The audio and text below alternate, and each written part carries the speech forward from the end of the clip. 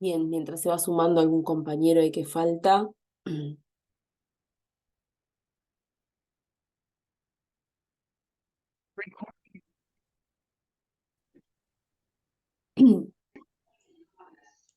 La consulta de recién de Jimena. Ahora vamos a ver otros ejemplos. O sea, hoy la industria química es muy diversa, ¿está? Y va a depender mucho de diferentes factores, de la tecnología aplicada, del proceso que se quiera hacer. Entonces puede pasar que hay empresas que tienen como también un capital que pueden ya integrar en los procesos, en sus máquinas, en sus equipos, un montón de mecanismos, que yo ahora vamos a repasar algunos, ¿no? De protección de las partes móviles, de los enclavamientos, de las protecciones colectivas propias en el fuente, ¿sí? Puede pasar que, como les comentaba, este equipo que yo lo vi instalarse no contaba con esta campana.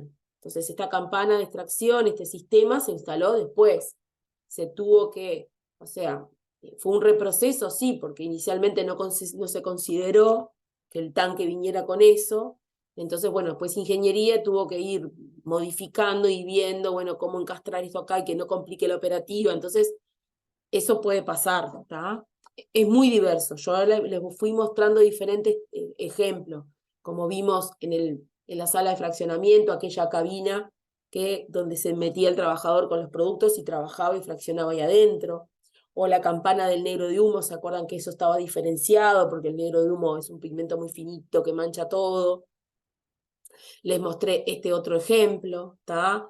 Este que también es, si bien es de internet, no es de la planta, pero es algo que también se ve, ¿está? Estos sistemas bien localizados en la fuente, ¿está? Y ahora vamos a repasar otra vez en las ollas, pero antes de eso, esto me quedó en realidad desfasado, terminar el tanque, ¿no? Que era otra forma, como vimos recién, que puede estar adosado acá, sobre la tapa del tanque, ¿sí?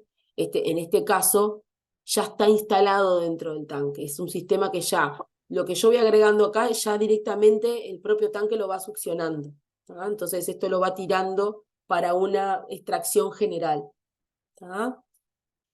Ahora vamos a ver en el video, si no lo vimos la clase pasada, vamos a ir parando y mostrando eso. Me quería detener un segundo en esta imagen donde se muestra este enrejillado, ¿tá? Esto tiene como una doble función, que nadie ingrese obviamente deliberadamente al tanque, porque recuerden que todos los tanques están considerados un espacio confinado, ¿sí? Y para retener, por ejemplo, A bolsas. exacto, Jimena, la caída de las bolsas, o algún material que pueda quedar retenido. Pero mi pregunta es, entre esas rejillas, ¿pueden caer algunos materiales que vimos? Por ejemplo, La bolsa misma, cuando ya se terminaste, Los sí, cuchillos, ¿quién dijo a cuchillo? yo, Lucía. Lucía, bien. Lo de la bolsa puede pasar también, ¿sí? Lo que pasa es que la bolsa ya es como algo, digo, tendría que achatarla bien y que justo calce. O sea, cuando uno descarga la materia prima, en realidad la rejilla podría retener la bolsa, pero no así una herramienta manual, como un cuchillo, como una trincheta, ¿tá? Entonces, acá hay que tener cuidado con el uso de esas herramientas.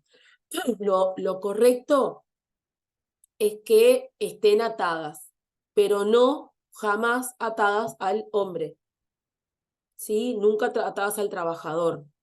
Déjenme que tengo una pregunta en el chat ahí. Herramienta de corte, gracias, Sofía, perdón que recién lo veo.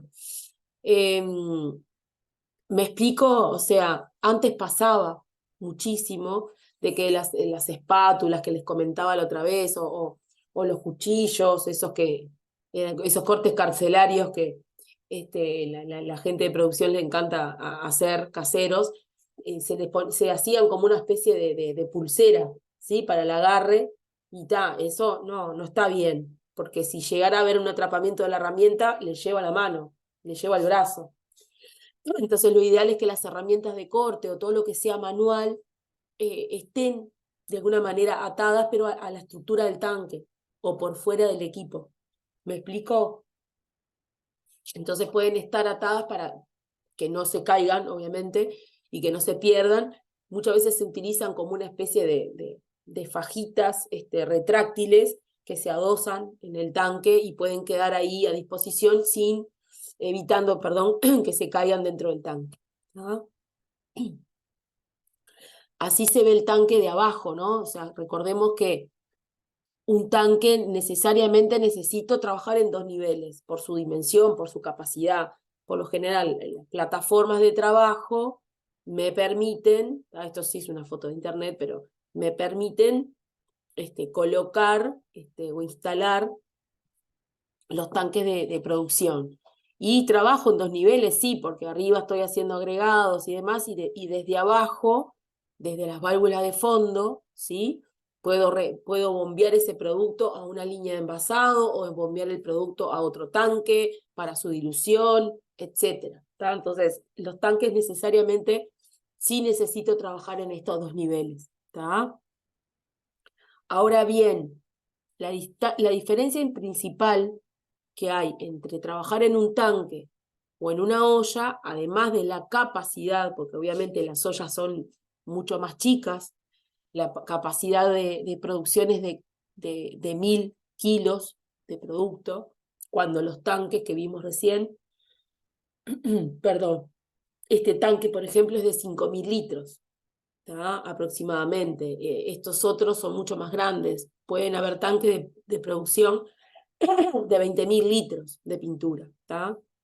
Dependiendo del tipo de pintura, la fabricación, el batch, la cantidad. Recuerden que el pigmento blanco, el dióxido de titanio, el que se usa con el dióxido de titanio, el pigmento blanco en látex, es el que más se fabrica. Entonces ese de repente se hace semanalmente batches grandes de 20.000 litros. ¿Tá? De repente un concentrado de pigmento, no sé, rojo, ocre o algún color intermedio, un azul, se fabrica en menos concentración, menos cantidad, ¿sí? Entonces va a depender de ese tipo de productos si se fabrican en un tanque o si se fabrican en una olla. ¿Tá? No quiero con esto sesgar, bueno, qué se hace en un lado, qué se hace en el otro en función de lo que elijan para evaluar, no. Es para que tengan una idea, va a depender mucho entonces del tipo de producto, de la cantidad que se requiere de producción, si se elige una olla o si se elige un tanque. ¿Tá? Lo otro importante y distinto es que obviamente un tanque de estas características, como vimos acá, o uno de estas características que vemos en esta imagen, es un sistema mucho más cerrado, ¿verdad? O sea, que contiene dentro de su estructura el punto crítico, ¿tá? Que es el agitador, que es el vástago. ¿Tá? Entonces, ahí tenemos un parámetro también de lo que es el nivel de exposición. Sí va a haber una exposición al agente químico, sí la parte móvil está ahí, es verdad, pero yo puedo determinar un nivel de protección mayor. Tal vez si no tuviera este enrejillado, que es lo que pasaba habitualmente, el trabajador entraría en contacto con ese vástago, ¿tá? Porque está esa cultura, como yo les contaba, no sé si lo llegué a hablar en este grupo el sábado pasado, pero esa cultura bueno, de la limpieza, no sé por qué se hacía así, pero el producto material particulado, el pigmento y demás, tiende a pegarse en las paredes de la olla o en el eje del agitador, ¿sí? Entonces una práctica habitual era con unas espátulas largas rasquetear, ¿tá? Y así fue, si no lo conté, lo comento ahora, ya aprovecho, así fue que nos llegó una alerta de seguridad de otra planta en el mundo donde un trabajador perdió un brazo por estas prácticas de raspar con una espátula el vástago, ¿sí? Ese accidente ocurrió en una olla de estas características, perdón. En una olla de estas características, así, sin ningún tipo de protección, con una espátula, rascaba, o sea, primero barría el contenido, o sea, las paredes de la olla para que no quedara pegado, y hacía eso. Bueno, se enganchó la herramienta la tenía agarrada, como yo les comentaba recién, con un precinto, con una especie de pulsera, le llegó el brazo y se lo arrancó. ¿Ah? Esa alerta de seguridad nos impactó a todos, imagínense, y a partir de ahí la política de AkzoNobel, de la casa matriz, empezó a implementar sistemas de protección en todos los dispersores. Y pasaron a ser de este estilo, como yo les mostraba la clase pasada, con protección fija en el vástago, ¿tá? Que acompaña todo ese eje de agitación, y una tapa que inserta en la olla. ¿Tá? ¿Me siguieron hasta ahí? Sí. Sí, sí, sí. Sí, Perdón, sí, perdón, profe. Sí. se me movió todo, disculpen. ¿Tá? Viene bien. Entonces, yo les comentaba la clase pasada que a mí también me tocó trabajar, como les comentaba del incidente, de esta alerta de seguridad, donde los trabajadores trabajaban así, con estas condiciones, ¿no? O sea, estaba presente el riesgo, lo teníamos, o sea, el punto crítico estaba identificado, lo que le pedíamos por favor a la gente que no, claro, en ese momento no teníamos una definición de cómo proteger eso, no estaba pensado. Entonces estaba prohibido tocar el punto crítico, pero como les decía, la cultura los llevaba, y esa práctica, esa maniobra los llevaba con la espátula a hacer esa tarea. Entonces, bueno, después llevó un tiempo de adecuación de que todos los dispersores sean, obviamente en tanque no correspondía, pero porque estaban dentro del tanque, pero todo lo que era en olla tenía que tener la protección. Y los tanques se agregaron como una medida adicional estos enrejados en las bocas de hombre, ¿tá? Para evitar justamente las dos cosas, el ingreso no autorizado y no entrar en contacto con una espátula, con algo largo, contra el vástago del dispersor. ¿Tá? Esa es un poco la idea de por qué surgió todo esto de las protecciones, o sea, cómo se fundamentó. ¿Tá? Pero comparándolo también por otro lugar, el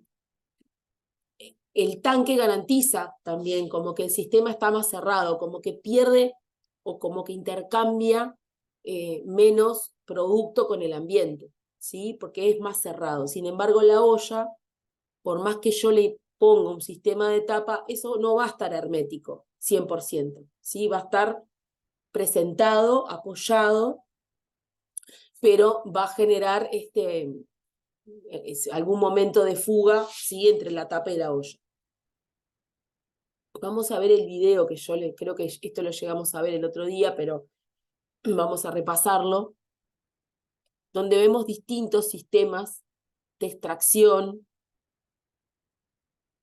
localizada, que era un poco la consulta que decía que hacía Jimena hoy, que por ejemplo estos ejemplos están adosados a las ollas, ¿tá? Entonces, la tecnología hoy me permite que además de proteger el vástago con estos fuelles y la tapa presentada en la olla, también puedo disponer de estos sistemas de extracción. Estos son como unas mangas, unas mangueras negras, ¿sí? Son unos flexibles que se insertan en la tapa.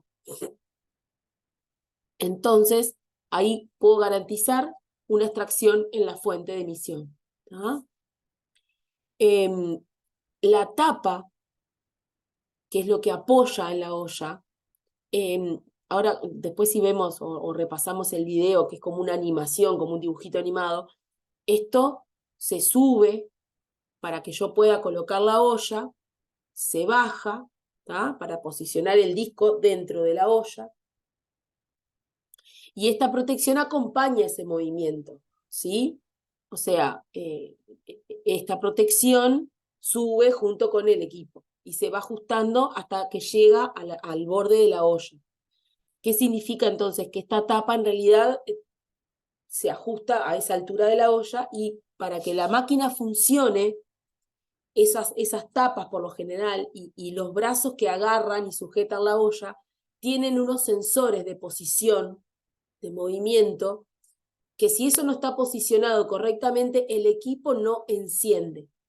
¿Ah? Es como un mecanismo de seguridad, porque acá, por ejemplo, en esta imagen vemos un equipo que no tiene olla, ¿sí? Que está disponible ahí, está como, no está operativo, pero no entra en funcionamiento. ¿Por qué? Porque los sensores no están detectando al recipiente. ¿Me explico? Sí, sí. Completamente. Perfecto, porque puede pasar que fue una consulta que me hicieron el otro día, pero esto puede arrancar así. No, o sea, digo no, no debería porque hoy están mejorando ese tipo de protecciones. No puedo garantizarlo cuando los equipos no contaban con nada. ¿Tá? Ahí, honestamente, no recuerdo si entraban en operación o no, pero justamente todas estas mejoras de incluir las tapas, las protecciones y que las mismas tengan extracción, también incluyen en que la tapa tiene que estar presente sobre la olla para que el equipo funcione. ¿Qué es lo que pasaba? Y eso se logró con el tiempo, que a veces levantaban la tapa y increíblemente hacían eso. Levantaban la tapa y querían rascar. Yo decía, ¿a qué cabeza cabe, no? Pero bueno, era eso que nos costó muchísimo eliminar ese comportamiento de riesgo que la gente seguía asumiendo y entendía que era mejor porque yo rasco ahora y evito que queden grumos y fíjate, bueno, pero está tu mano en juego, está tu brazo en juego. Es una práctica que no se puede permitir. Entonces, muchas veces la alteración de estas partes, de estas protecciones, era un problema. ¿Se acuerdan que dentro de las reglas que salvan vidas estaba aquella que decía desactivar un elemento de seguridad con autorización? A veces teníamos que bypassear algún dispositivo para hacer una prueba, pero no sin autorización. O sea, levantar la tapa, forzarla para yo poder hacer algo, no está permitido.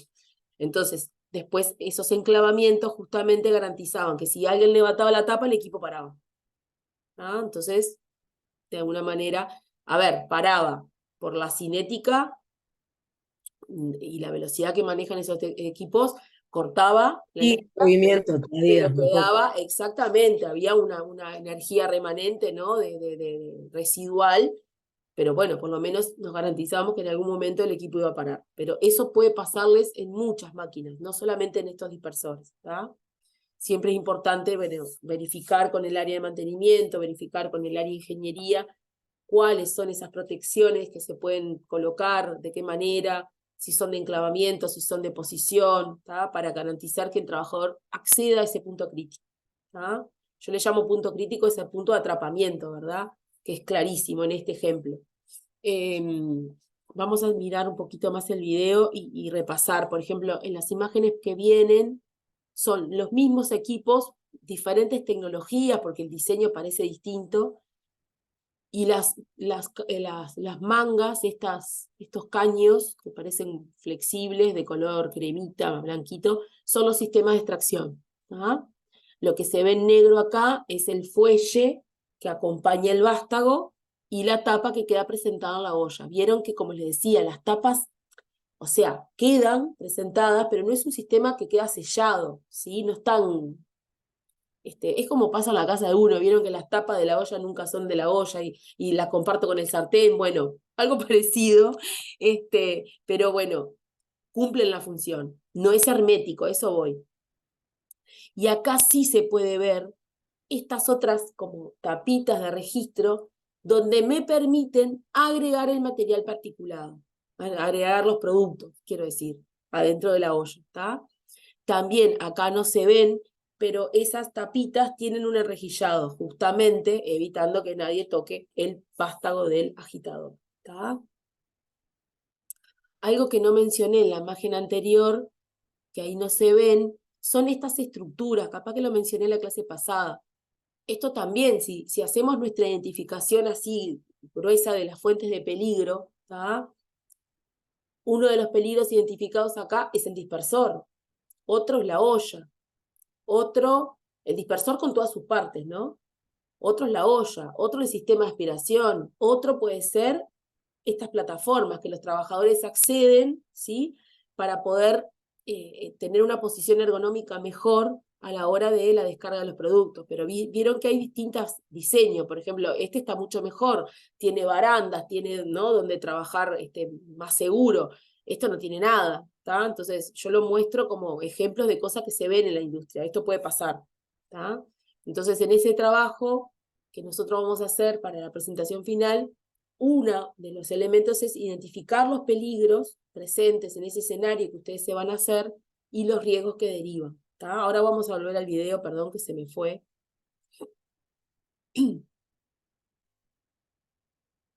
¿Tá?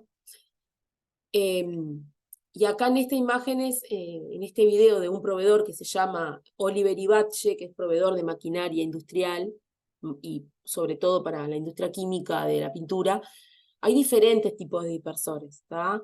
Capacidades, tamaños, potencias, es muy diverso. ¿Tá?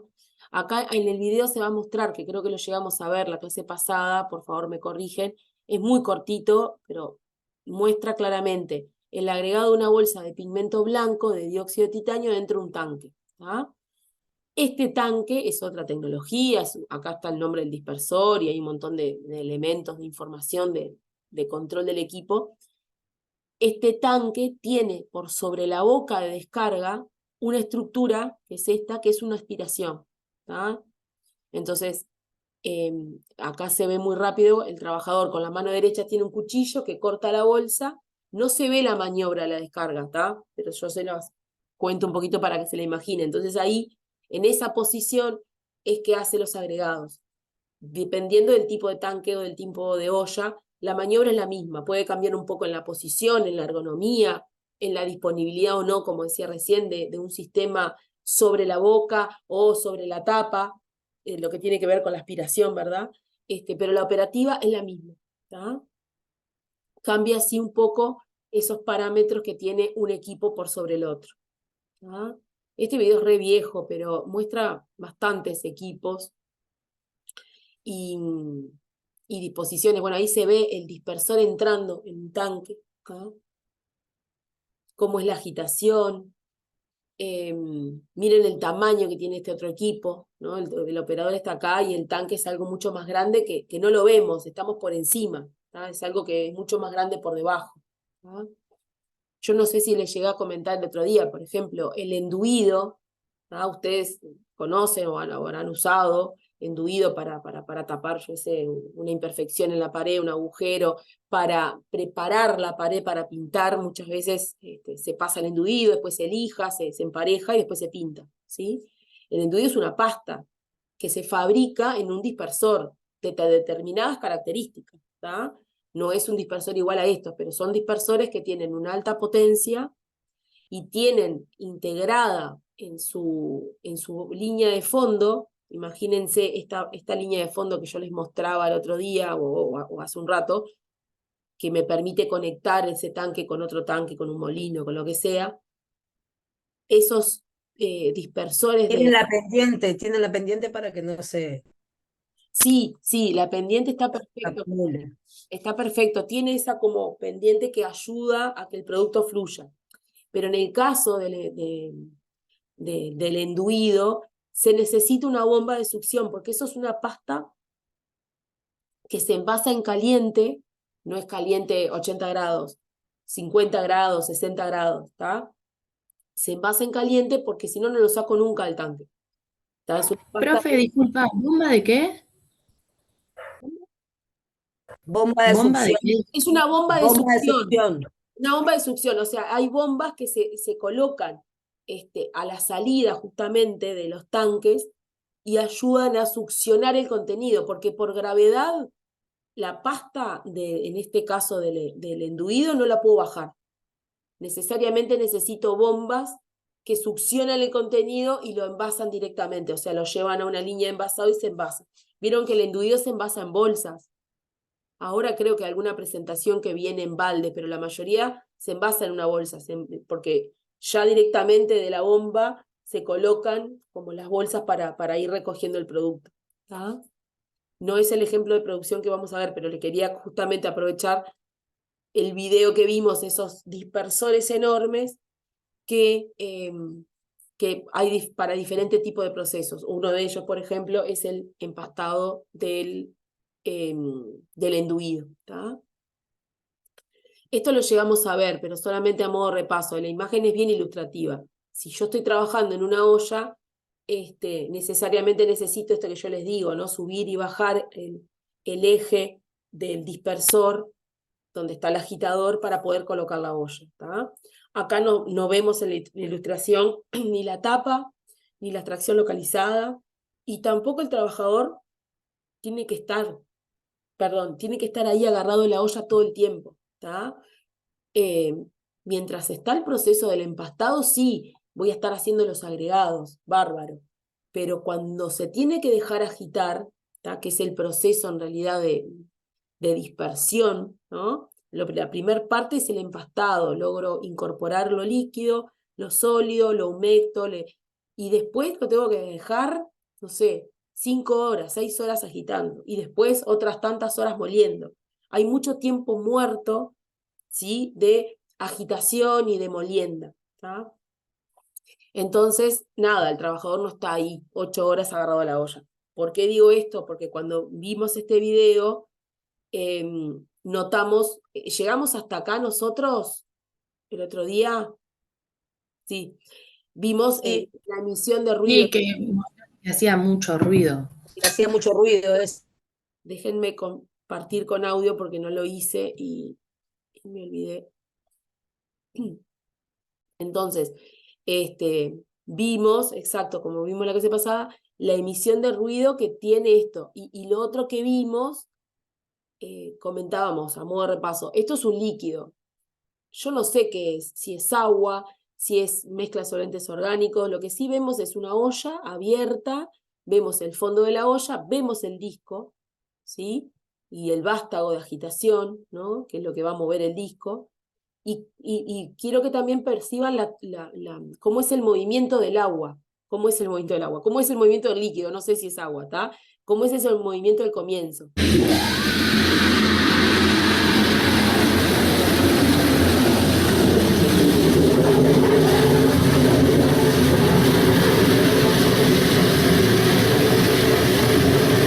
Vieron que comienza con un desorden tremendo porque la turbulencia. Mientras no se remolina, mientras no se logra el remolino, puede ir como elevándose, ¿no? Claro, las proyecciones de líquido, las Claro, proyecciones de gases, si estamos sí, hablando de sí, una sí. mezcla orgánica, o sea, con esta agitación lo estamos fomentando, ¿no? Esa tendencia al ambiente, más las proyecciones, salpicaduras y demás. Ese efecto embudo que le llamo yo, es como que logra, después de cierta cinética, esa homogenización, ¿tá? Entonces, en estas condiciones más homogéneas es que se empieza a colocar y agregar el material particulado, ¿tá? El polvo, el pigmento o las cargas, ¿sí?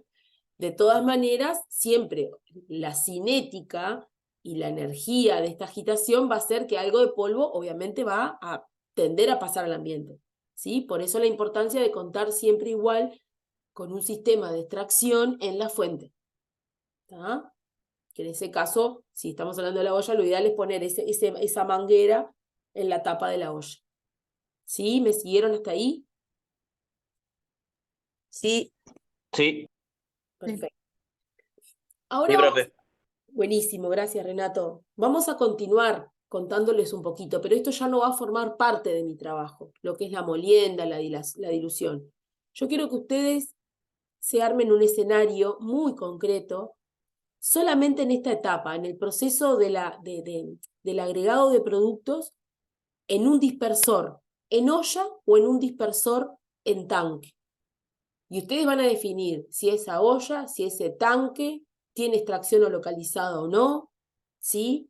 Todo lo que fuimos viendo, ¿tá?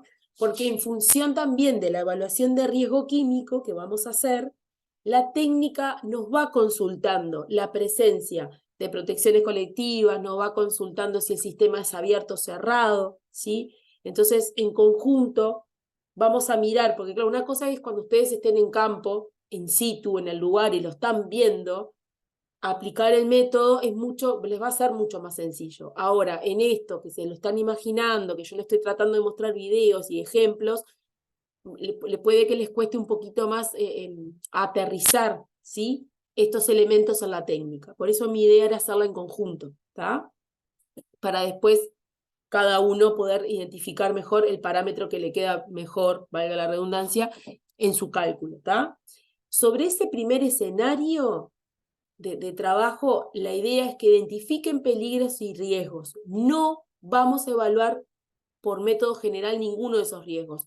No vamos a aplicar la NTP 9330, ni vamos a aplicar el FINE, nada. Me quiero quedar con esa etapa de identificación, ¿tá? Recuerden siempre la definición de peligro, ¿sí? Peligro como fuente potencial de daño y deterioro de la salud, ¿tá? Porque sigo observando o me sigue pasando de que empezamos a identificar peligros y me hablan de riesgos. O al revés. Entonces, por favor, siempre traten de pensar la fuente potencial y luego los riesgos que van a derivar, ¿tá? Entonces, ustedes ese escenario lo pueden hacer tan chiquito o extenso como quieran, tampoco se compliquen. Acá tenemos, en el ejemplo del dispersor, tenemos el dispersor, tenemos la olla, tenemos los productos químicos, tenemos las herramientas manuales, tenemos las otras herramientas de asistencia, si quieren agregarlo, como vimos, yo qué sé, las traspaletas, las balanzas, el autoelevador, ¿sí? Ustedes pueden generarse ese escenario concretísimo, disponiendo de todo lo que está acá. Profe, Sí, escucho. profe, que decía, ¿hay que hacer tabla o es escrito que hay que hacer todo? Yo ¿O se puede prefiero, hacer una tabla de en identificación? una tabla es mejor, Rocío, y aparte les va a Bien, quedar en la presentación más para ordenado, ustedes, sí, claro, porque recuerden que este genial. trabajo final va a ser una presentación, no tienen que hacer un Word con objetivos, o sea, es una presentación concreta que les voy a mostrar las bases hoy, ¿está? Entonces, si lo pueden mostrar en una tabla, fantástico. Pueden también sacar de las imágenes, recortar el tipo de dispersor o el tanque que están evaluando, ponerlo en la presentación. Yo voy a trabajar sobre este tanque, y va, no sé, en tanque o un agitador con la olla, perdón, y sobre ese escenario lo cuentan brevemente y ahí describen peligros y riesgos y ya está. ¿Tá? Pero es sobre esta etapa. ¿Tá? Si bien ahora les voy a contar un poquito más del proceso, cómo sigue para que les cierre, ¿tá? ¿Se acuerdan que hablábamos que la pintura en esta etapa, hasta acá hablábamos de un subproducto, de un concentrado? Y esta etapa se hace hasta acá porque me permite posteriormente poder molerlo. Si yo hago la molienda al final de mi proceso no tiene sentido. Jimena, te escucho. Jimena. Perdona, Virginia, que te lo pregunto ahora porque después Sí. capaz que me olvido. Si bien la evaluación que nosotros vamos a hacer y el trabajo final que vamos a hacer es sobre la etapa esta de empastado y nosotros nos creamos un escenario donde pueda haber ayudas, herramientas auxiliares o lo que sea. Por ejemplo, nosotros tenemos que analizar, identificar peligros y riesgos, pero por ejemplo, un peligro que puede estar dado por una situación de trabajo sobre una plataforma como las que mostrabas hoy, que había dos tipos, una que no tenía baranda y la otra que sí. ¿Eso también lo tenemos que identificar o es puntualmente el trabajo sobre la olla o sobre el tanque? No sé No, si si vos agregás más componentes en tu escenario, identifica todo lo que entiendes. Perfecto, perfecto. Previamente, ahora cuando veamos las bases, lo que los va a ordenar a ustedes es poder identificar o describir. Yo, por ejemplo, me gusta mucho el GEMA, ¿no? Gente, equipos, máquinas, Sí, ambiente. Entonces, perfecto. a través de un GEMA, describir eso y los va a ordenar, por ejemplo, cuando describan las herramientas o máquinas, ya los va a ordenar a identificar esa fuente de peligro. ¿Me explico, Jimena? Sí, bien, no te quería distraer, solamente que si no te lo No, preguntaba no, ahora, está después se me perfecto. pasaba. Dale, Está gracias, gracias. perfecto. En ese escenario que ustedes se arman, van a describir herramientas y equipos y el medio ambiente donde se desarrolla esta actividad, brevemente, ¿tá? Y ahí, a través de esa lista, va a ser más fácil poder identificar fuentes de peligro y los riesgos, ¿tá? Como decía, sobre eso no vamos a hacer evaluación ni vamos a proponer ninguna medida de intervención, solamente nos vamos a quedar en ese ejercicio. Porque a mí lo que me va a interesar es hacer la evaluación de riesgo químico, de por lo menos un producto, ¿tá? Que por eso yo les pedí la etapa, la actividad 2, ¿tá? Solamente para cerrar esto y así le dedicamos el próximo video a la evaluación de riesgo químico, en estos 4 minutos solamente contarles que la molienda es ese proceso que continúa la dispersión. Después de que yo empasté y dispersé ese material y uno parece que lo ve y es súper homogéneo, yo necesito molerlo. Necesito pasarlo por un proceso de molienda donde todo lo posible que aparezca como material particulado se rompa, ¿tá? Y puedo desarrollar muchísimo más el color, ¿sí?, de ese pigmento a través de la molienda, ¿tá?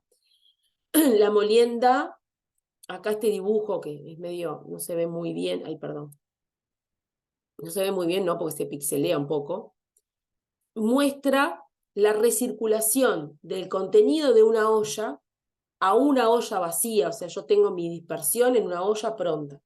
Yo separo ese sistema dispersor-olla y lo llevo, lo conecto a un molino, ¿tá? Capaz que lo voy a mostrar en el dibujo siguiente para que se vea mejor, ¿tá?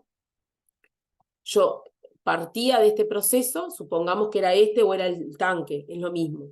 En el proceso de la dispersión terminé mi dispersión, voy a mover esta olla, la saco de este sistema y me la llevo y la conecto desde la válvula de fondo a un cilindro de molienda, ¿tá?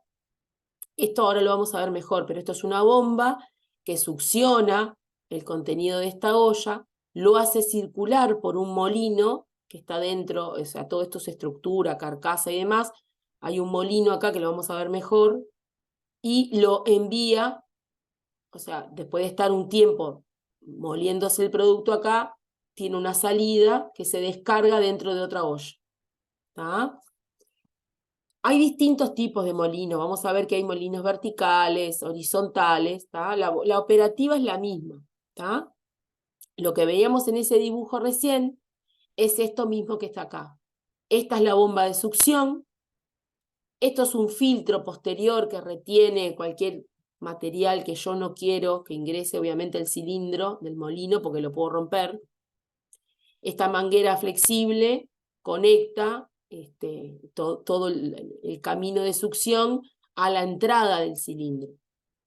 El molino es este cilindro plateado que está acá. Todo lo demás es la carcasa, máquina, motor, rodamiento, ¿sí? Pero la pintura recircula por este cilindro, ¿ah? Este cilindro tiene una camisa de refrigeración porque por la fricción que se genera ahí adentro se eleva la temperatura, ¿tá? Y acá adentro vamos a ver ahora, en un breve video, que hay perlas, chiquitas perlas de vidrio o perlas de circonio, que están rompiendo continuamente y van girando y chocando entre las paredes, rompiendo el material particulado, ¿tá? Acá no se ve, pero del otro lado de este cilindro está la salida o descarga donde yo recojo el producto en otra olla, ¿tá? Se va a cortar, pero básicamente, antes de que se corte, solamente mostrarles este video de cómo sería el cilindro por dentro, ¿tá? Ven un segundo que le voy a sacar el audio, que no tiene sentido que tenga audio. Acá lo que se ve es el tanque de salida que se representa con el color rojo y el tanque de llegada que se va a ver con otro color. La pintura va a hacer este circuito, va a entrar al molino y va a salir. Acá no se agrega nada, solamente el producto gana energía, energía de molienda.